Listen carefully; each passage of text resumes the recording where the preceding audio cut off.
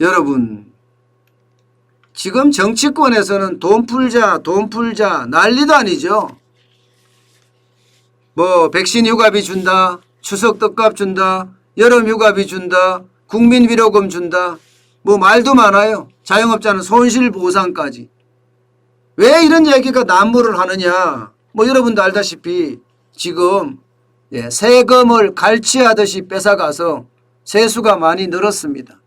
올해 전체적으로 전망을 해봤더니 세수가 적어도 300조 플러스 알파까지 올라갈 거다. 그러면 220조에서 30조 정도 더 많이 거친다. 이런 결과가 나옵니다. 그러니까 이걸 가지고 이제 뭐 뿌리겠다는 이야기예요.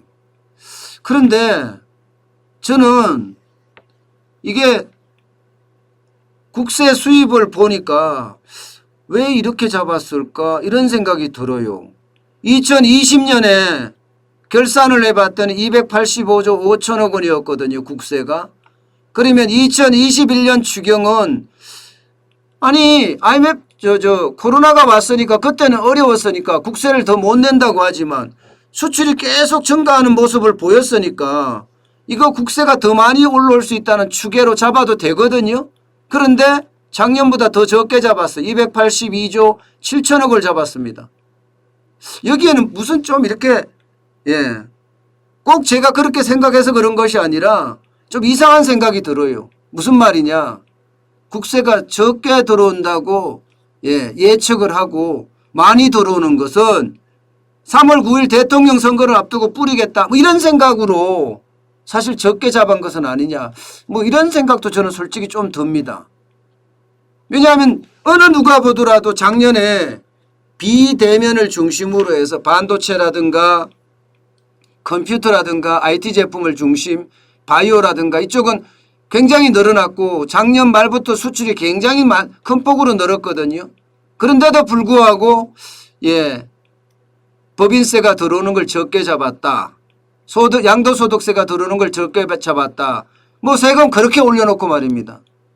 이게 기본적으로 세금은요 세 가지가 핵심이잖아요. 법인세, 양도소득세, 부가가치세 아니겠습니까? 경기가 좋아지면 이 세 가지는 다 늘어납니다. 그러면 더 많이 잡아도 될 텐데 적게 추계, 다시 말해서 과소계상한 거죠. 과소계상.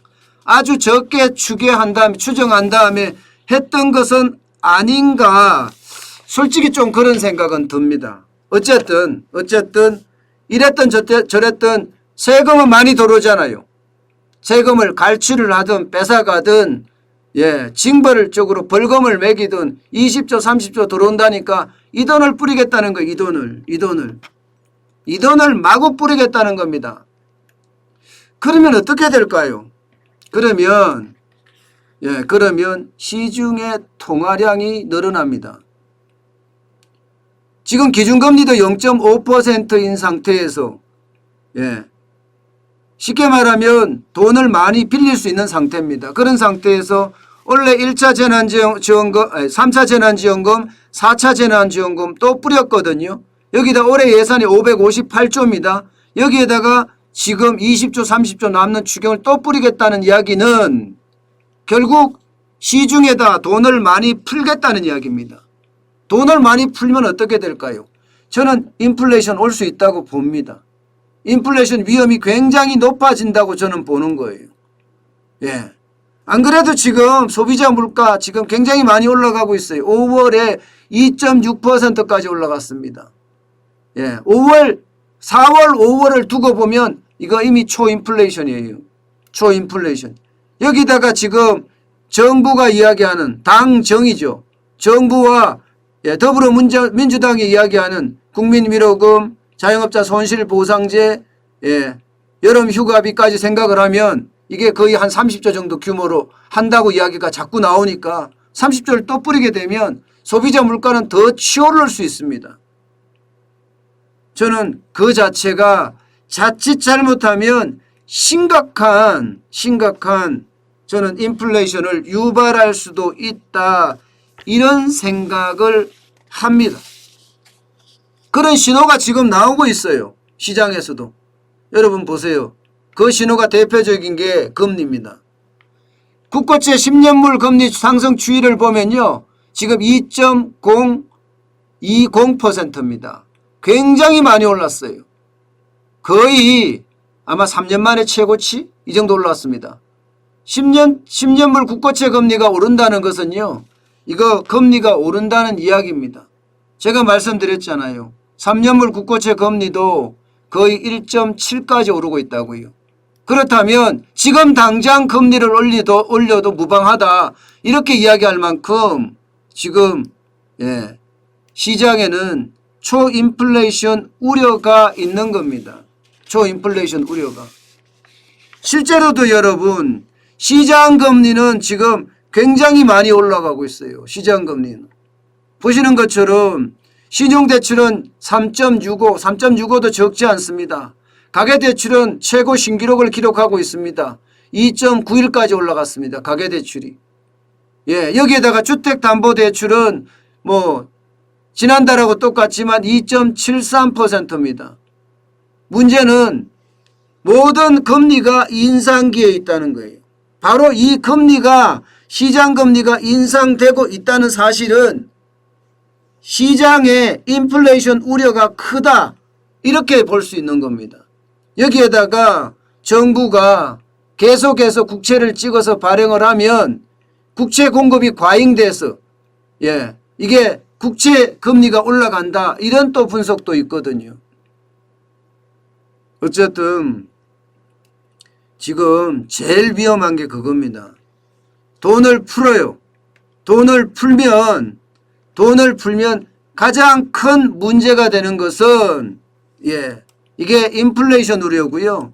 인플레이션 우려 후에 가장 쉽게 다가올 수 있는 것은 금리 인상입니다. 금리 인상.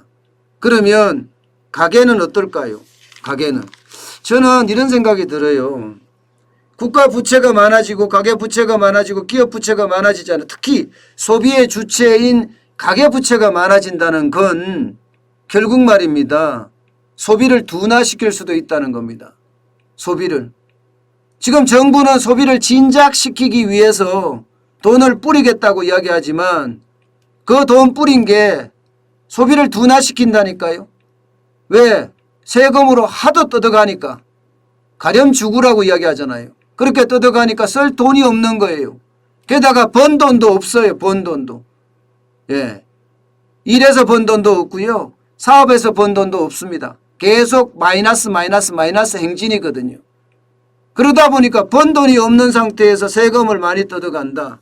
이것은 결국 소비를 더 위축시킬 수도 있다 이런 얘기입니다. 그렇다면요. 정부가 재정을 풀어서 한다? 이것도 심각하게 고려를 해봐야 되는 문제입니다. 이미 시장은요. 보복 소비라고 해서 내수가 조금씩 살아나는 모양새고요. 수출은 지금 거의 회복했습니다. 그렇다면 돈 풀어서 어떻게 막으려고 하는 것은 방법이 아니다. 지금 이렇게 이야기합니다. 초과세수가 생기면 초과세수는 빚 갚는 데 써야죠. 그나마 그러면 세금을 갈취해 가든 뺏어가든 갖는 거에 대한 조금의 안도감이라도 있는데 부동산 가격 올려서 세금 엄청나게 뺏어가 기업에 세금 올려서 세금 뺏어가 이런 것들을 가지고 다시 마구 푼다고 하면 이것은 진짜 안 됩니다. 여러분 재난지원금 뿌려봤자 내수에 크게 도움 안 된다는 거 이미 KDI에서 발표한 적이 있습니다. 한국개발연구원이요. 1원을 뿌리면 0.2원이나 0.3원을 쓴다. 쉽게 말하면 30%밖에 돈을 쓰지 않는다. 이렇게 이야기합니다. 대부분은 추가 소비가 되고요. 대체 소비가 되고요. 추가 소비로 일어나지 않는다는 거예요. 결론적으로는 나라 부채만 더 많이 시킨다. 나라 부채만 점점 증가시킬 수밖에 없는 그런 구조가 아니겠느냐. 돈 뿌려서 말입니다. 결국은 인플레이션 유발시켜서 국민들은 더 힘들어지는 거고 앞으로 미래 국민들도 국가 부채가 늘어나니까 젊은 세대들의 부담은 더 커지는 거고 결국은 돈 뿌리는 게 여러분 지금 좋지 않다는 이야기입니다. 이미 나라가 점점 경제가 회복돼 가는 순간에 무턱대고 지금 돈을 뿌린다? 이것은요 자칫 말입니다. 예, 물가를 상승시키는 것은 당연하고요. 여기에 따라서 금리까지 올라가게 되면 여러분 이게 굉장히 어려운 그런 상황을 맞을 수가 있습니다. 정부는 일시적이라고 이야기하잖아요. 지금 인플레이션이 일시적이다 이렇게 이야기하지만 절대로 일시적이 아닐 수 있습니다. 저는 절대로란 말을 앞에 달았습니다. 예. 왜 절대로라는 말을 앞에 달았나 하면요. 지금 물가가 올라가는 것, 물가가 올라가는 것은요.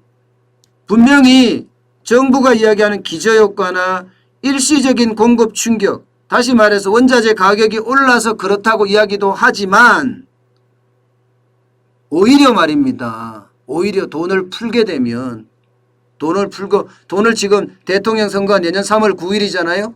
내일 지방선거는 내년 6월 1일입니다. 그때까지 풀 거예요. 돈을 자꾸 풀면 이게 결국은 물가를 자극할 거고 물가를 자극하게 되면 인플레이션 유발은 어쩌면 당연한 결과일 수도 있습니다.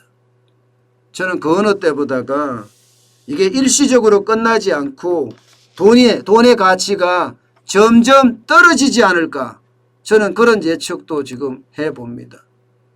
돈을 풀면 푸는 만큼 그만큼 상황이 어려워진다는 그런 이야기입니다.